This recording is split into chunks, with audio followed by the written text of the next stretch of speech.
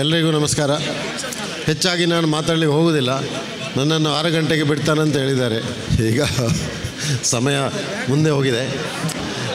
ವೇದಿಕೆಯಲ್ಲಿರುವಂಥ ಗಣ್ಯಾತಿ ಗಣ್ಯರೇ, speaker ಸಾಹೇಬ್ರೆ, ಇವತ್ತಿನ speaker ನೀವೇ, ಮತ್ತು ಮಧು ಬಂಗಾರಪ್ಪನವರೇ, ಮತ್ತು ಎಲ್ಲ ಪ್ರತ್ಯೇಕವಾಗಿ ಹೆಸರು ಹೇಳಬೇಕಂತ ಅಗತ್ಯ ಇಲ್ಲ.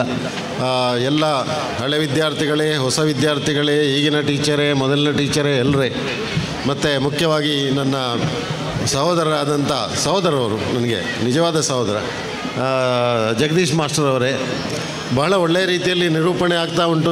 ಒಳ್ಳೆಯ ರೀತಿಯಲ್ಲಿ ಈ ಮಹಾ ಸಂಸ್ಥೆಯ 100 ವರ್ಷ ಆದಂಥ ಸಂಸ್ಥೆ, ಅದು ಮಹಾಸಂಸ್ಥೆ, ಅದಕ್ಕೇನು ಎರಡು ಮಾತಿಲ್ಲ. ಅಂತಹ ವಿಶೇಷವಾದಂಥ ಈ ದಿನ, ಶತಮಾನೋತ್ಸವ 100 ವರ್ಷ ಆದಂಥ ಈ ಶಾಲೆ, ಇಂಥ ಹಳ್ಳಿ ಪ್ರದೇಶದಲ್ಲಿ ಇಷ್ಟೊಂದು 100 century, it has hit A century, 101 not out ಅಂತ ಈ ಮಹಾ ಸಂಸ್ಥೆ ಇನ್ನಷ್ಟು ಒಳ್ಳೆ ರೀತಿಯಲ್ಲಿ ಮೂಡಿ ಬರಲಿ. ಈಗಾಗಲೇ ಅದರ ರೂಪರೇಷೆ ಎಲ್ಲ ಮಾಡ್ತಾ ಇದ್ದಾರೆ. ಅದಕ್ಕೆ ಬೇಕಾದ ಅನುದಾನದ್ದು ಎಲ್ಲ ಡಿಸ್ಕಷನ್ ಆಗ್ತಾ ಇದೆ. ಎಲ್ಲರೂ ಕಮಿಟ್ಮೆಂಟ್ ಕೊಡ್ತಾ ಇದ್ದಾರೆ.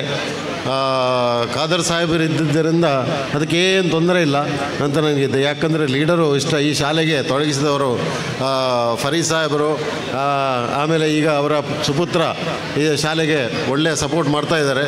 ಬಂಗಾರಪ್ಪನವರು ಬಹಳ ಒಳ್ಳೆಯ ಮಾತನ್ನು ಆಡಿದ್ದಾರೆ. ಈಗ ಅವರ ಸಂಪೂರ್ಣ ಕರ್ನಾಟಕ ಸರ್ಕಾರ ಎಷ್ಟೊಂದು ಕೆಲಸ ಮಾಡ್ತಾ ಇದೆ ವಿದ್ಯಾಭ್ಯಾಸಕ್ಕಾಗಿ, ಶಿಕ್ಷಣಕ್ಕಾಗಿ ಅಂತ ಇವತ್ತು ನಮಗೆ ಮನವರಿಕೆ ಆಯಿತು. ಎಷ್ಟೆಲ್ಲ ಕೆಲಸ ನಡೀತಾ ಇದೆ, ಒಳ್ಳೆ ಕೆಲಸ ಮಾಡ್ತಾಯಿದ್ದೀರಾ.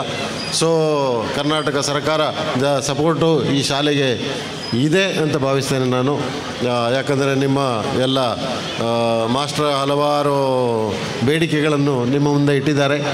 ಅದಕ್ಕೆ ನಿಮ್ಮ ಸಪೋರ್ಟ್ ಇದ್ದರೆ ಈ ಶಾಲೆ ಇನ್ನು ಮುಂದಿನ ವರ್ಷಗಳಲ್ಲಿ, ಮುಂದಿನ ದಿನಗಳಲ್ಲಿ ಅತ್ಯುತ್ತಮ ರೀತಿಯಲ್ಲಿ ಪ್ರಗತಿಶೀಲವಾಗಲಿ ಅಂತ ನನ್ನ ಆಶಯ. ಆದ್ದರಿಂದ ಇವತ್ತಿನ ದಿನ ಈ ಶತಮಾನೋತ್ಸವದ ಸಂದರ್ಭದಲ್ಲಿ ಇದಕ್ಕೆ ಶುಭ ಹಾರೈಕೆ ಮಾಡ್ತೇನೆ. ವಿದ್ಯಾಭ್ಯಾಸದ ಬಗ್ಗೆ ಹೇಳಲಿಕ್ಕೆ ಬಹಳಷ್ಟು ಇದೆ, ಆದರೆ ಈಗ ಸಮಯ ಇಲ್ಲ. ಆದ್ದರಿಂದ ಈ ಬಗ್ಗೆ ನಾನು ಹೆಚ್ಚಾಗಿ ಹೇಳೋದಿಲ್ಲ. ಖಾದರ್ ಸಾಹೇಬರೇ, ನೀವು ನಿಮ್ಮ ಭಾಷಣ ಮಾಡಿ. ನಿಮಗೆಲ್ಲರಿಗೂ ಧನ್ಯವಾದ. All the best, good luck.